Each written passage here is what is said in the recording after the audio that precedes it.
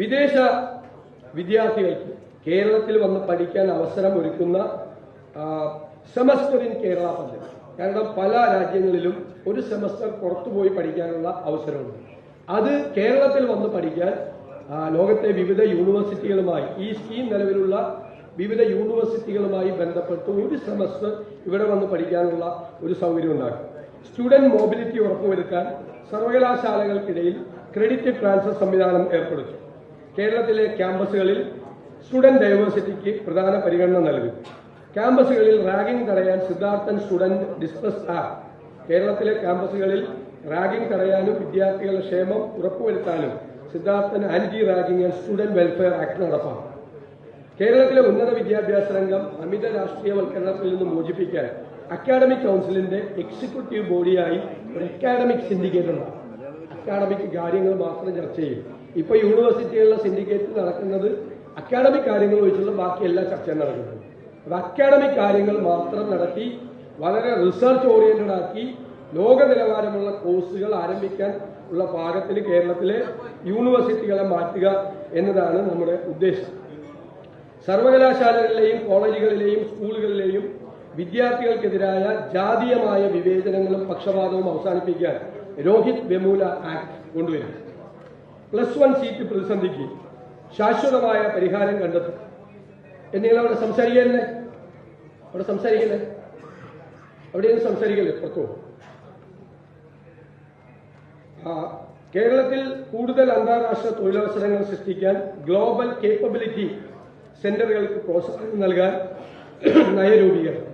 വിദ്യാഭ്യാസവും ഹെൽത്തുമായി ബന്ധപ്പെട്ടത് വലിയ അക്കാഡമിഷ്യൻസിന്റെയും ആരോഗ്യ പ്രവർത്തകരുടെയും ഡോക്ടേഴ്സിന്റെയും കോൺക്ലേവ് കൂടിയിട്ടുള്ള വളരെ വിശദമായ നിർദ്ദേശങ്ങളാണ്. ഞാനത് നേരത്തെ ഡോക്യുമെന്റിൽ പറഞ്ഞിട്ടുള്ളതാണ്. അതുപോലെ PSC സംവിധാനം, PSCയെയും അതുപോലെ നമ്മുടെ എംപ്ലോയ്മെന്റ് എക്സ്ചേഞ്ചിനെയും നോക്കുകൂത്തിയാക്കില്ല. എവിടെ വേക്കൻസി വന്നാലും 24 മണിക്കൂറിൽ അത് റിപ്പോർട്ട് ചെയ്യണം. റിപ്പോർട്ട് ചെയ്തില്ലെങ്കിൽ അച്ചടക്ക നടപടി ചെയ്യും. വേക്കൻസി റിപ്പോർട്ട് ചെയ്തു കഴിഞ്ഞാൽ ഏറ്റവും വേഗത്തിൽ അഡ്വൈസ് മെമ്മോ അയക്കാനുള്ള സംവിധാനം, അതിനൊരു നിശ്ചിതമായ ഒരു അക്കൗണ്ടബിലിറ്റി ഉണ്ടാക്കും. അതുപോലെ സംസ്ഥാനത്തെ മയക്കുമരുന്ന് മുക്ത സംസ്ഥാനമാക്കും. മയക്കുമരുന്നിന്റെ ഉത്ഭവ, വിപണന, വിതരണ ശൃംഖല കണ്ടെത്തി സമൂലമായി ഇല്ലാതാക്കാൻ ബ്രേക്ക് ദ ഡ്രഗ് ചെയിൻ.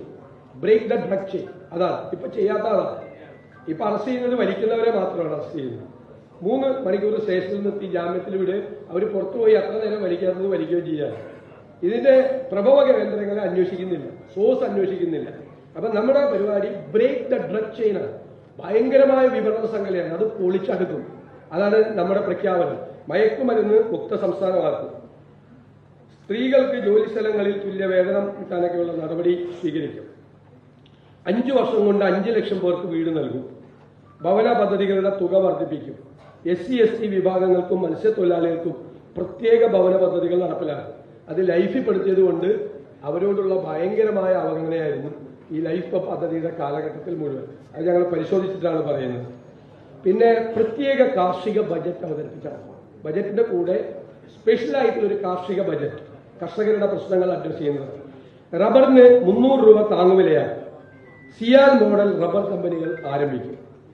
അതുപോലെ കാർഷിക വിളകളുടെ താങ്ങുവില നിശ്ചയിച്ച സ്വാമിനാഥൻ കമ്മീഷൻ റിപ്പോർട്ട് നടപ്പാക്കും. അതായത് പറഞ്ഞിരിക്കുന്നത്, സ്വാമിനാഥൻ കമ്മീഷൻ റിപ്പോർട്ടിൽ പറഞ്ഞിരിക്കുന്നത് കോസ്റ്റ് ഓഫ് പ്രൊഡക്ഷൻ +50%.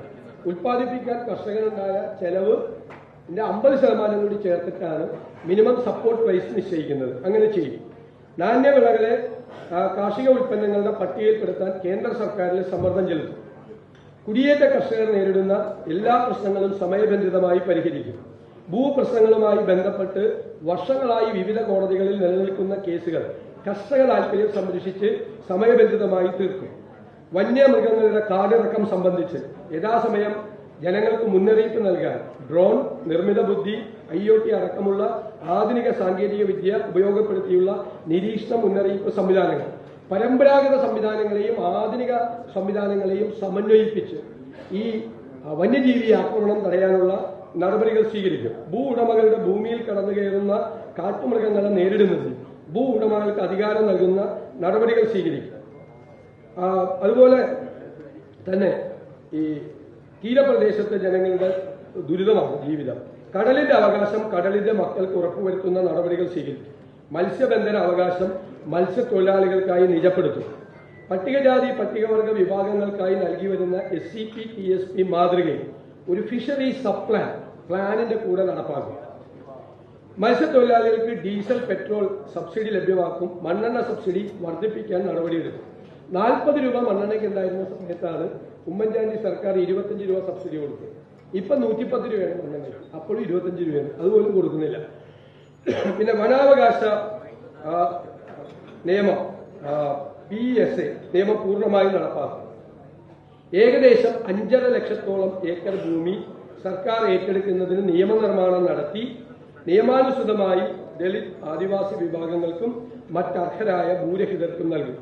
ഭൂരഹിതരായ പട്ടികജാതി പട്ടികവർഗ വിഭാഗങ്ങൾക്ക് പട്ടികജാതി പട്ടികവർഗ വകുപ്പ് ഭൂമി വാങ്ങി നൽകുന്ന പദ്ധതി പുനഃസ്ഥാപിക്കും. SC/ST വിദ്യാർത്ഥികൾക്ക് ഗ്രാന്റ് അടക്കമുള്ള വിദ്യാഭ്യാസ ആനുകൂല്യങ്ങൾ വർദ്ധിപ്പിച്ച് സമയബന്ധിതമായി വിതരണം ഉറപ്പാക്കും. ഗ്രാന്റ് സമയത്ത് കിട്ടുന്നില്ല. അതുപോലെ SC/ST വിഭാഗങ്ങൾക്ക് ബജറ്റിൽ വകയിരുത്തിയ തുക കൃത്യമായി വിനിയോഗിക്കുന്നുണ്ടെന്നും പദ്ധതികൾ സമയബന്ധിതമായി നടപ്പിലാക്കുന്നുവെന്നും ഉറപ്പുവരുത്തുന്ന ഒരു പെർഫോമൻസ് ഓഡിറ്റ് അതിനു വേണ്ടിയിട്ട് ഒരു നിയമം കൊണ്ടുവരും. SC/ST വിഭാഗങ്ങൾക്ക് പ്രാതിനിധ്യം കുറയുന്നുണ്ടോ എന്ന് പരിശോധിച്ച് ഒരു 3 വർഷം കൂടുമ്പോൾ സ്പെഷ്യൽ റിക്രൂട്ട്മെന്റ് കൊണ്ടുവരും. പ്രാതിനിധ്യം കുറവുണ്ടെങ്കിൽ സ്പെഷ്യൽ റിക്രൂട്ട്മെന്റ് കൊണ്ടുവന്ന് അത് നടപ്പാക്കും. സംവരണം ഒരു വിട്ടുവീഴ്ചയും സംവരണം. കൂടുതൽ വാർത്തകളും വിശേഷങ്ങളും നിങ്ങൾക്ക് ലഭിക്കാൻ കേരളീയം ന്യൂസ് സബ്സ്ക്രൈബ് ചെയ്യുക. കൂടെ ബെൽ ബട്ടണും അമർത്തുക.